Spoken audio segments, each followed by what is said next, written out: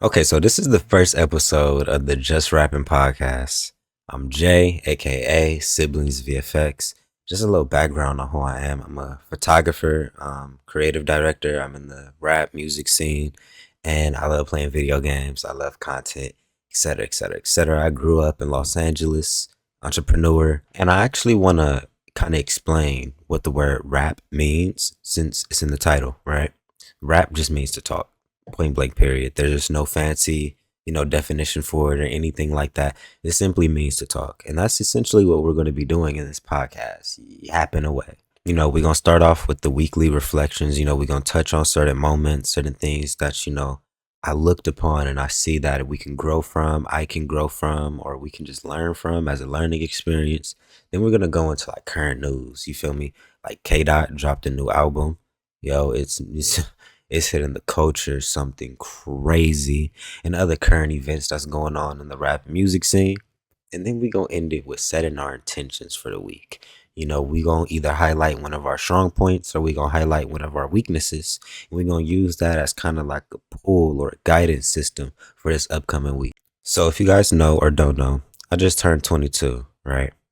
And it's been on my mind recently that I want to get my own place.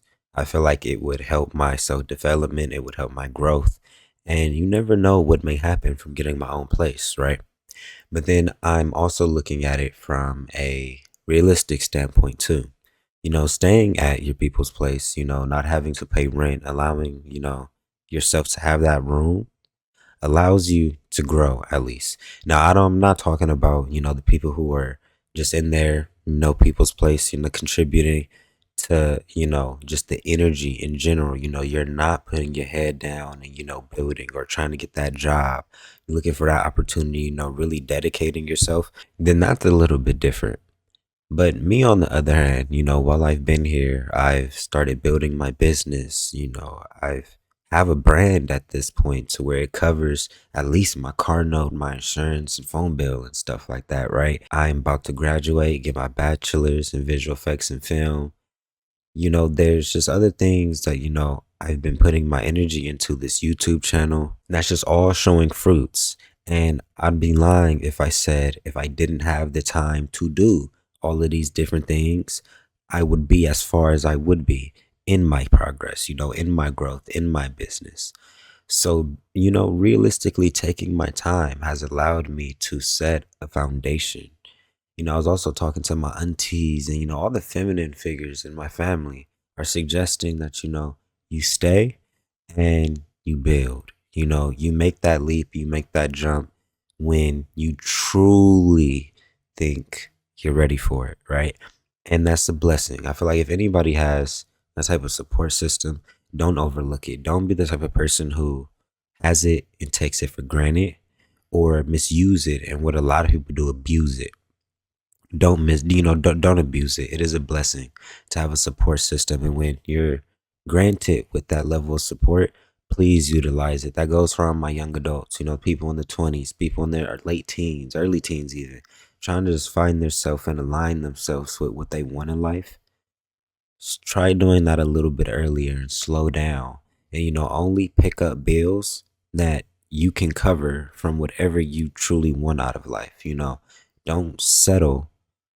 Don't force yourself to settle into an environment just because you want something too early. Take your time, right? I had to really sit down and look at my relationships too. And I've been noticing I have a dark side. And that dark side gets triggered out of nowhere. I can go from very loving, very bubbly, very, wholesome to very cold, very shut off, very distant in an instance, right? And I've been seeing myself do that a lot. I have a pattern of doing that. Whenever I feel like I'm not protected, right? And what do I mean by protection, right? Physically is one thing. I'm talking about emotionally. We all have emotional vulnerabilities. We all have things that we feel as if, it's kind of open, and allowing somebody or something into that space kind of makes us uncomfortable. When people start entering that uncomfortable zone and kind of agitating it, pushing at it, I have it in very big tendency to just shut off, right? And I really don't know if that's a good thing or a bad thing, right? Because usually, in order for me to get very cold, very distant, you've had to unappreciate or abuse or, undermine the good side, right? So when that cold side, that cold switch happens, is learning, to accept myself and accept my decision making and realize that if that cold side happened, it was probably for a reason. You didn't act the way that you acted for no reason. It was probably warranted in some aspect. Now, the growth and the thing that I feel like I can do better is probably articulating myself better, right?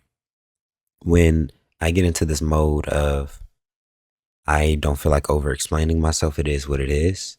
Sometimes I don't explain myself enough to where it could have probably fixed the situation. So, I also need to be more, careful of the people that I interact with because some people are just flat out not good, right? Some people will purposely agitate that side. Now, when I'm around people who are good, good spirited, good energy, and overall have good intentions, I have to learn how to use those triggers as an opportunity for growth. This person doesn't truly mean any harm. I'm just triggered. So let me readjust the way that I'm going about this and my perspective. I think that would help me a lot, and it may help some of you guys as well, like for real. And then the deeper I went into, addressing my dark side, it led me into the self improvement aspect. I sat down, I started journaling and really looking myself in the mirror. What does my physique look like? What does my skincare look like? What does my thinking patterns look like? What do I look like? Is there anything that I can, you know, just do better? Am I slacking? Am I not living up to my highest potential or capabilities in any facet, whether that's creatively, whether that's energetically, mindfulness? I've been practicing, meditating a lot more, slowing my mind down, breathing, truly calming myself down so I can operate better. You know, Bro, I haven't got my car washed in like 2, 3 weeks. I know that doesn't sound crazy for a lot of people, but it is a little bit. I have a white car. The car gets dirty very easily, right? I went and got the car washed. I took time out, just rearranged everything. I like really just took time out to reset. When you're head down in that grind, you don't really take a time out to look at everything else.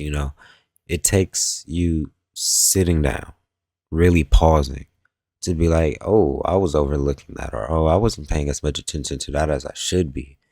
Just really focusing on my self care and self improvement. Am I working out? Am I doing the things? Am I eating properly? All of these things matter. And I really just started paying a little bit more attention to that, being more mindful of my temple, my body, me. Mindfulness is key. And, once you start becoming more mindful and peaceful, in other words, you start finding somewhat of alignment. You start decluttering. You start fixing your vision. You start seeing things a lot more clearly, and it allows you to make better decisions. It allows you to operate more freely, more confidently, and just overall with a brighter light, a brighter energy. That's essentially what we're trying to aim for. We don't want to be living, at our 50%. We don't want to, overlook things that were meant for us solely because we weren't taking time out for us. Don't be afraid to relearn, adapt, change routes. Don't be scared to do what's for you. And I believe all of us will be okay. I don't think there's ever been a person who can say, I did what was truly for me and it didn't work. No. Unless you're acting out of ego, then that's different. But if it was truly for you and you were acting out of an essence of love, it typically works out. So to pull it a little bit more into the present, I was supposed to be at Snoop's concert right now, right? About a month ago, the content and stuff that we've been putting out, the marketing that we've been doing, we've been somewhat aggressive in it. It's landed on the right pages, opened, the right doors, and we got invited to go backstage to the Snoop DJ Quick thing, whatever the case may be, second to none. There's a concert happening today. And me and Papa were going to go. I was going to make content. I was going to take pictures. As my essence, my craft. That's my overall skill set is in film. So my Papa gets a call and he's like, "Hey, when Snoop got added to the lineup, our set got cut. So we went from a 20-minute set to a 5-minute set because Snoop, so Snoop's net. Oh, wow! Because Snoop's set needed to be opened. He's a headliner. He needs more time. He needs to be main event. So a whole lot of people's time got cut, and that's kind of messed up. I don't know how you expect an artist or a band to perform and truly captivate a crowd in 5 minutes. But hey, what can you say? You can't really blame the artist, or you can't really blame Snoop per se in that instance. That's a venue thing. They're trying to get their money's worth. They know that more people know Snoop, more than likely are gravitate towards him. So they're just trying to make a money play. I understand. But we decided not to go because the person who invited us, their set got cut. So it was like it's okay, right? But there's other things on the horizon, so it's not like oh, that was just the end all be all. But that was a very good sign that the marketing is working, right? The fact that that was even an opportunity, and the fact that we could probably still go. It's not for another couple hours. I don't know when you guys are going to see this video, but just the fact that that is an open door, we could decide to go or could not decide to go. It's actually pretty amazing. The work that we've been putting in, the patience that we've had, the vision that we've had is showing fruits. And you can always be, grateful for that. You can always be, positive. When you look at the positive in the situations, it's very hard to be bitter or resentful or, sad because it's like, hey, the fact that that was even a door lets me know I'm on the right path. Lets me know what I'm doing is right. So let me just keep my head down and keep going. So that's my energy. That was my energy earlier today. I of course took time to realign, replan, rethink because that was a portion of my day that just got rearranged. But it's honestly turned out to be really good energy. I actually love it. And then with Kdot, yo, he is messing up the West Coast in a good way, right? So that when everything sparked off, right? With that Drake, Aubrey, all that other type of stuff, right? He really turned up the West Coast with those diss tracks, right? Now he just released this album, GNX, right? I'm not gonna lie to you and act like I've listened to the whole album and I've dissected all the lyrics and went deep into the songs, but I live in Los Angeles. You can't run from Kdot. On the West Coast, you can't run from Kdot. So I've heard the music, right? I've heard certain songs, I've heard certain verses, and I can already see the duality of it, right? I heard one of the songs come on and he was just very aggressive and just very hard hitting, and it kind of made me be like, whoa, like what's going on here? Like this is kind of crazy. Like I was kind of rubbing me a little bit wrong. Not because, he was doing anything wrong, more because I understand the power of the word and the energy that it was bringing, right? But he was just solely captivating the energy of LA. Nothing that he's saying isn't anything that's worse than what's already going on in LA, to be truthfully speaking. He's just kind of highlighting it in an artistic way. But then I've heard other songs where he's getting spiritual. I believe he said in one of his songs where he's like, he'll use his gifts to better the people and all the other type of stuff. Y'all know what song I'm talking about if y'all listen to the album. That's the Kdot I know. So just the diversity in the album lets me know that he's operating from a certain level of consciousness that we may not understand. Even the people who think they understand may not really understand what he's truly trying to accomplish, right? Because some of these things seem like it's provoking. You're throwing fire into the pit. And it might be, right? But when you're operating from a level of consciousness, which we already know Kdot is known for operating at, it may be for a good. Protest music, like what old boy on my wall said, is very potent. And that may be the approach that he's doing it, but in a more spiritual, Kdot fashion. And I respect it. Like I said, I haven't went super duper deep into the album, so I can't sit here and, just pinpoint all the goods and bads and all this other type of stuff. The man is an amazing artist, right? The fact that he dropped this album right now, It's just solidifying his mark. I'm gonna be so real with you because the man is an amazing artist and he's honestly shushing everybody too because he's killing us with creativity, right? He's not hopping on the internet talking mess. He isn't doing no crazy podcast. He isn't doing in any of that. He's dropping music and it's touching the West Coast at least. That's what I do know. It's touching over here. It may not be blowing up and doing all this other type of stuff in different countries and other type of play, but I know to his people, he's speaking to us. He's speaking to LA. It's touching us in some facet. One of the songs is touching us, and I salute you, Kdot. Hopefully, I can help you photograph that Louisiana thing. I was last time I was in Louisiana, New Orleans was with my papa, the father of rap. Actually, he introduced me to New Orleans. That's our bloodline. That's where he came from, and that's essentially where rap came from too. It followed jazz, etc. So New Orleans is very powerful. I had a almost like a spiritual, I'm not gonna say awakening because I've been had one of those, but a spiritual level up when I went out there. Just walking down the street and seeing certain branding, seeing saying voodoo all over, just branded all up and down the block. Not saying that that's something that I practice. I have nothing against it. Once again, I believe it's probably a good thing, and we just have a misinterpret. We're misinterpreting of it.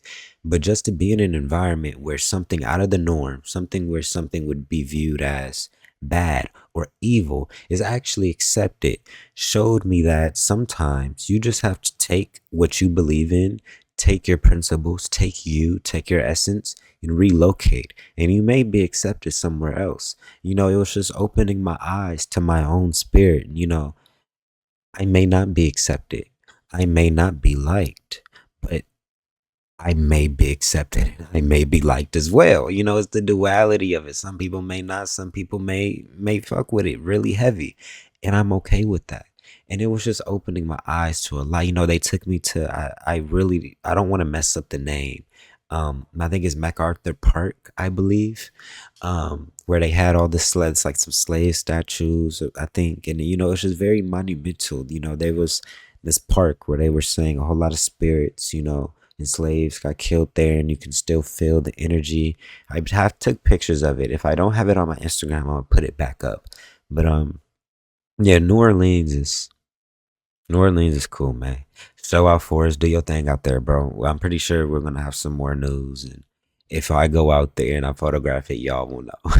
All right, y'all. So let's set our intentions for the first week of December, right? 2024.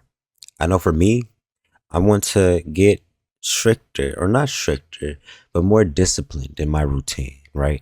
Taking time out for myself, taking time to do things to make sure I feel good, I think good, I see my vision's clear, and my emotional standpoint isn't clouded or being distracted by something outside of me. Truly meditating and coming into me and allowing myself to shine inward so it can show outward. I believe when we take time to, meditate, take time, get your skincare routine good, take care of yourself, clean your space, just take care of you. In other words, when you start doing the things that you need to do throughout the day, like make money, do your business, partake in your craft, you'll be more efficient because you're confident in yourself. You've relieved at least 80% of the insecurities you could possibly have throughout the day. Did I work out? Okay, so now I'm not insecure about how I look. I have the confidence of knowing I worked out today.